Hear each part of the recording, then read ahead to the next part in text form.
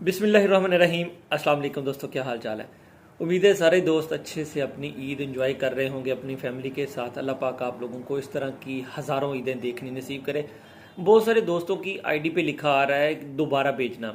बहुत सारे बच्चों ने मुझे पर्सनल रब्ता भी किया कि सर हमारी आईडी पे शो हो रहा है कि दोबारा भेजना, इसका क्या मसला है।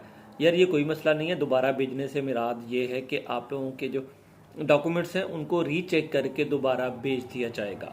मतलब कि इसमें कोई परेशानी वाली कोई बात नहीं, आपकी तरफ से कोई मसला नहीं है। ओईसी इसको दोबारा से रीचेक कर देगी और दोबारा वो एचआरडी कोरिया को सेंड कर देगी।